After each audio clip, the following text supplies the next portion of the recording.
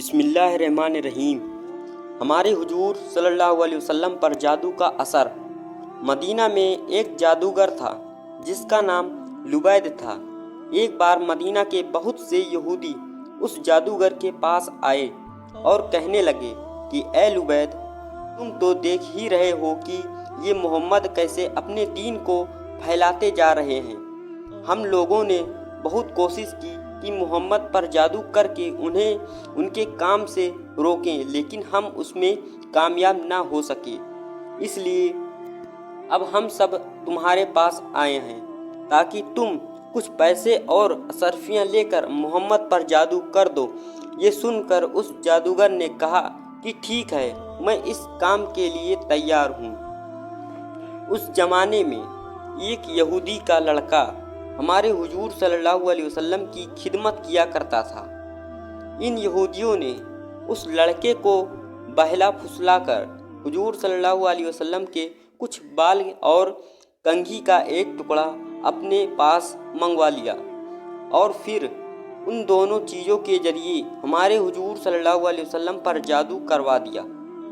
کہتے ہیں کہ ہمارے حضور صلی اللہ علیہ وسلم پر وہ جادو لبید جادوگر کی لڑکیوں نے کیا تھا۔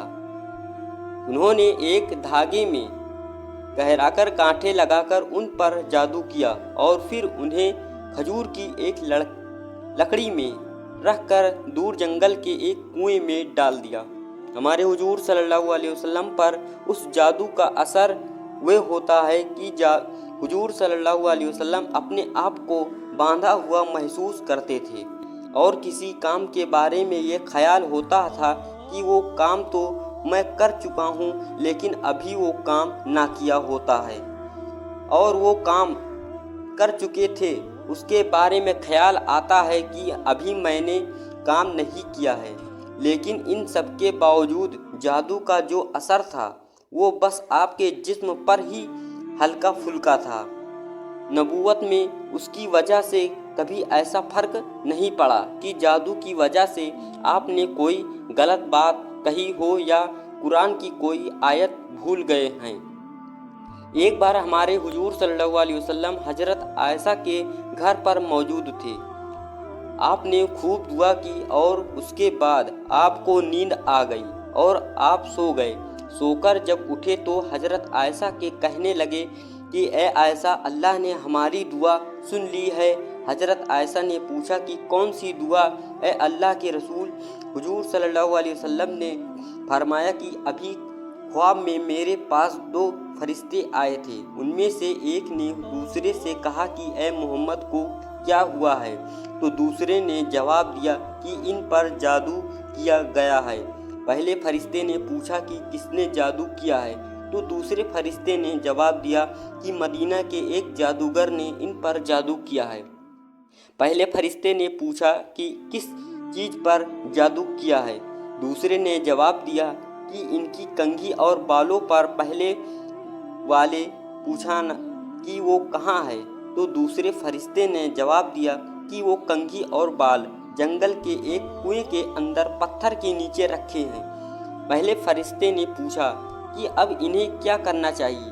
تو دوسرے نے جواب دیا کہ اس کنویں کا پانی نکال کر اس پتھر کے نیچے سے وہ بال اور کنگھی کا ٹکڑا نکال جائے تو ان پر سے جادو کا اثر ختم ہو جائے گا۔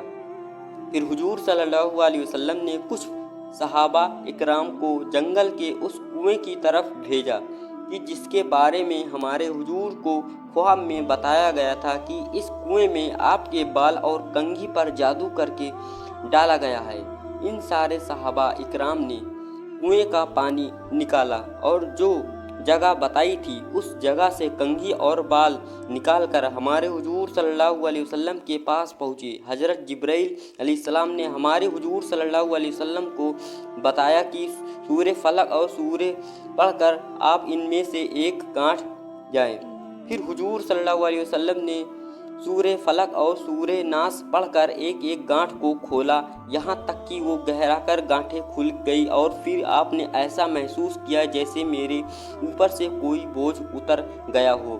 ان سب کے बाद लुबैद जादूगर को बुलाया गया और उससे पूछा गया तो उसने आपने जुर्म का इकराम किया कि हाँ, मैंने आप पर जादू किया था। हमारे हुजूर सल्लल्लाहु अलैहि वसल्लम ने उसे माफ़ कर दिया और कोई सज़ा ना दी।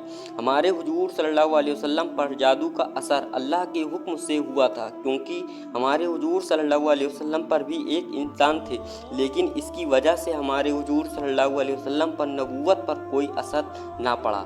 दोस्तों, अगर वीडियो अच्छी लगे तो लाइक करें, चैनल को सब्सक्राइब जरूर करें।